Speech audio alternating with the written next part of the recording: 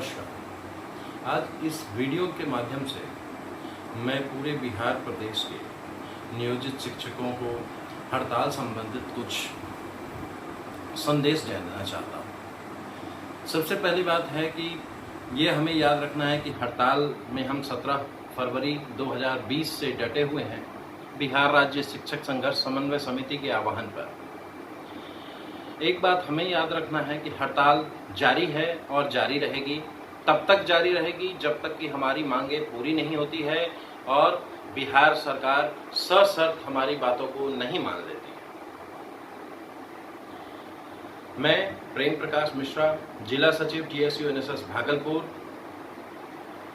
सह निर्णायक मंडल सदस्य, जिला शिक्षक संघर्ष समन्वय समिति भागलपुर। ये हम सब जानते हैं कि 17 फरवरी 2020 से हम लोग करीब 4-4.25 लाख नियोजित शिक्षक हड़ताल में डटे हुए हैं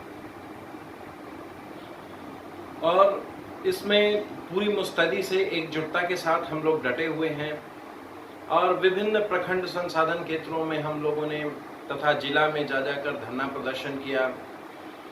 काफ़ी सारे शिक्षिका बहनों ने इसमें सहयोग किया और बराबर वो लोग इसमें उपस्थित होते रहे। लेकिन बीच में कोरोना जैसी वैश्विक महामारी के आने के कारण राज्य सरकार द्वारा 14 मार्च को निर्देश निकाल दिया जाता है कि 31 मार्च 2020 तक सभी संस्थानें बंद रहेंगी और उसके बाद भी हम लोगों ने विभिन्न प्रखंडों में जाकर जो है जागरूकता अभियान चलाया और वहाँ के जनमानस को जागरूक किया कि आपको कैसे कोरोना जैसी महामारी से अपने आप को बचना है। उसके रोकथाम के तरीके हमने बताया कि कैसे आप एहतियातन तौर पर अपने आप को कोरोना से बचा सकते हैं। इस सब के अलावा हम लोग हमेशा अपनी मांग पर अड़े और डटे रहें।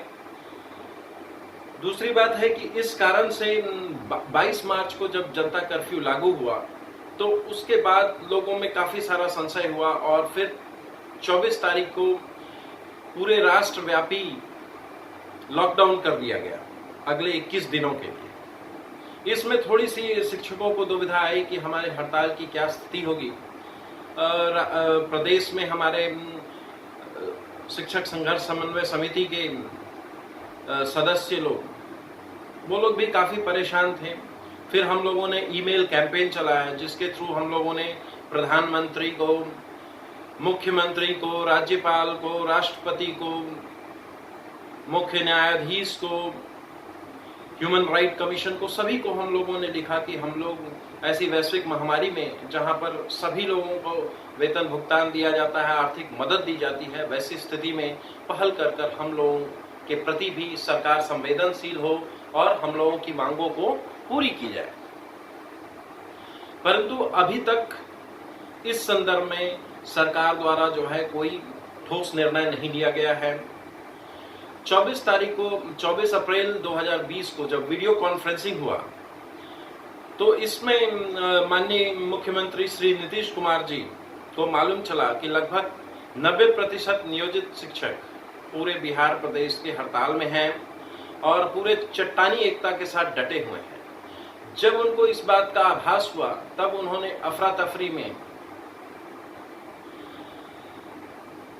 अपर शिक्षा सचिव RK महाजन द्वारा को निर्देशित किया कि शीघ्र ही जो है तुगलकी फरमान निकाला जाए जिसमें DO DPO सभी को निर्देश दिया जाए कि यथा शीघ्र से शीघ्र शिक्षकों को योगदान कराया जाए, इसके लिए दबाव बनाया जाए।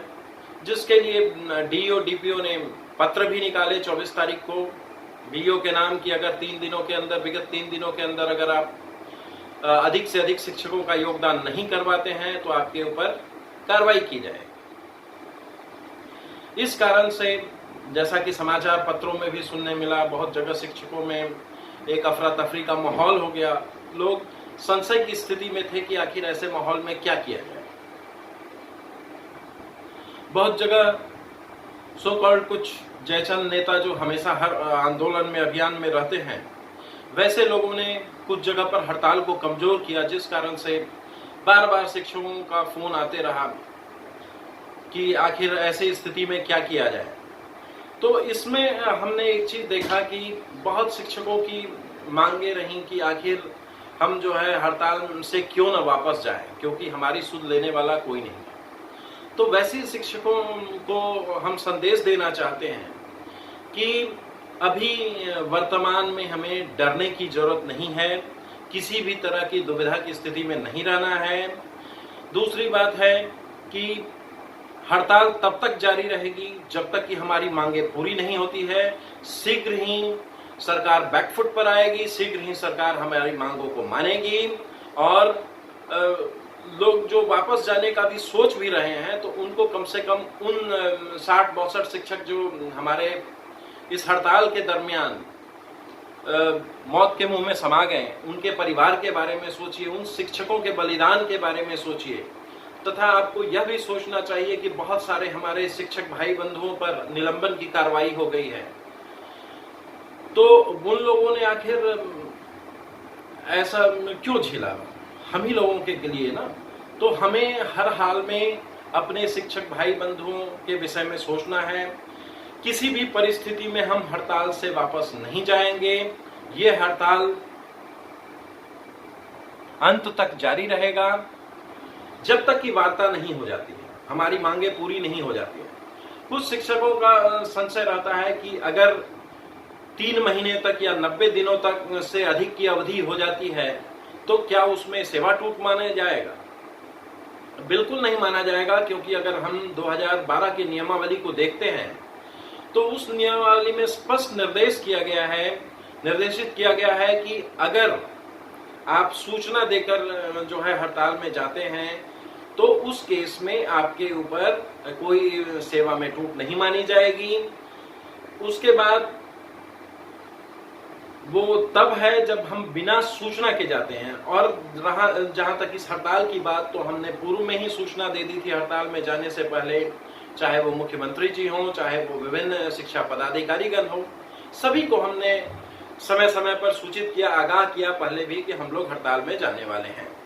उससे पहले हम लोगों ने सरकार को अंतिम अवसर भी दिया था कि हमारी मांगों को मान लिया जाए, हमसे सशर्त वार्ता की जाए, ताकि जो शिक्षकों की मांग है उसको पूरा किया जाए। सबसे बड़ी हमारी मांग है समान काम समान वेतन, समान सेवा शर्त होना, अनुकंपा पे जो लोग बहाल होते हैं उनको सुख सुविधाएं देना। इस तरह से बहुत सारी मांगे हैं जो हम लोग चाहते हैं कि एक संवैधानिक तरीके से हमें मिलना चाहिए। इसीलिए हम लोगों ने संवैधानिक तरीका चुना हड़ताल का, जिस पे हम लोग आज तक कायम हैं। दूसरी बात रही कि सेवा में टूट होने की बात, तो विगत 2015 में ही सरकार ने घोषणा की थी कि हम यथाशीघ्र सेवा शर्त तैयार करेंगे नियोजित शिक्षकों का। लेकिन जैसा कि आप लोग देख चुके हैं कि अभी तक सरकार जो है 5 साल होने चला और सेवा शर्त नहीं बना है। हर बार हमें आश्वासन मिलता है कि सेवा शर्त बना दिया जाएगा, लेकिन आखिर कब तक? सेवा शर्त जब बना ही नहीं है तो सेवा में टूट कैसा? तो इसलिए निश्चिंत रहें, बेफिक्र रहें, हड़ताल में डटे रहें, संशय की कोई बात नहीं है। हमारी मांगे जब तक पूरी नहीं होती है तब तक हम लोग हड़ताल में डटे रहेंगे, बने रहेंगे, पूरी मुस्तैदी के साथ, चट्टानी एकता के साथ। ये विश्वास रखिए कि बिहार सरकार जो है हम लोगों से डरी हुई है, सहमी हुई है। दूसरी बात, ये चुनावी वर्ष है, सरकार को इस बात का हमेशा ध्यान रखना होगा कि अब अगर सरकार हमारी मांगों को नहीं मानती है तो इस बार उसे इस विधानसभा चुनाव में इसका खामियाजा भुगतना पड़ेगा। इसलिए मैं इस वीडियो के माध्यम से आगाह करना चाहता हूं कि माननीय नीतीश कुमार जी, आप सचेत हो जाइए। अगर हमारी मांगों को नहीं मानते हैं तो पूरे शिक्षक समाज आपके विरुद्ध सड़कों पर उतरेगा और आपके खिलाफ मतदान करवाने में हर हाल में जो है सक्रिय रहेगा। और हम लोग उसी पार्टी या उसी नेतागण के साथ रहेंगे जो हमारी मांगों के लिए लड़ेगा, हमारी हकों के लिए लड़ेगा। रही बात निलंबन की या नौकरी से बर्खास्त करने की, तो सरकार को ये अधिकार नहीं है। अगर अधिकार रहता तो वहीं से पटना से बैठे बैठे ही हम लोगों का निलंबन हो जाता, लेकिन ये अधिकार नियोजन इकाई को है और नियोजन इकाई, जैसा कि हम लोग अभी तक इतने दिनों के हड़ताल में देख रहे हैं कि नियोजन इकाई हमारे साथ है, इसलिए आपको डरने की कोई जरूरत नहीं है। जो है इसमें बने रहें। वर्तमान परिप्रेक्ष्य में मैं यही कहना चाहूँगा कि प्रखंड समन्वय समिति के सदस्य, जिला समन्वय समिति के सदस्य एवं प्रदेश के जितने भी नेतागण हैं, सभी लोग पूरे मुस्तैदी के साथ डटे हुए हैं, बने हुए हैं। सभी का अभी के वर्तमान परिप्रेक्ष्य में जो शिक्षकों में दहशत का माहौल है, संशय का माहौल है, इसमें सभी को चाहिए कि मिलजुल कर लोगों को समझाएं, उनकी जो संशय है उसको दूर करें।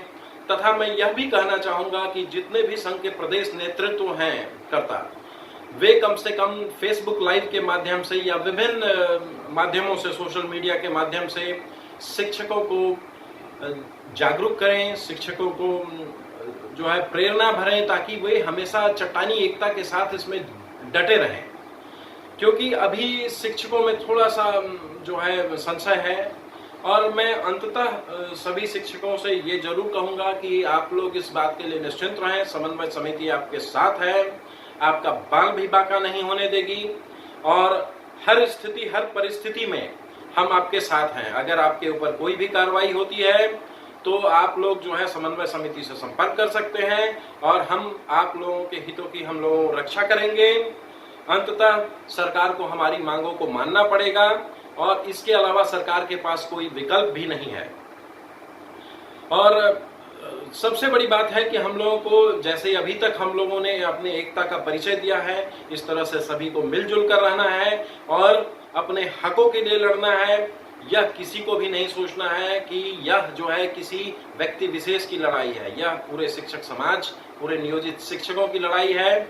हमें हर हाल में नियोजन नामक कलंक को जो है मिटाना है। इसलिए इस नियोजनवाद को मिटाने के लिए हम सबको एकजुट रहना है, अपने परिवार के लिए हमें एकजुट रखना है, अपने शिक्षक समाज के लिए एकजुट रहना है, और हड़ताल में हम तब तक बने रहेंगे जब तक सरकार वार्ता कर हमारी बातों को, हमारी मांगों को पूरी नहीं कर लेती है।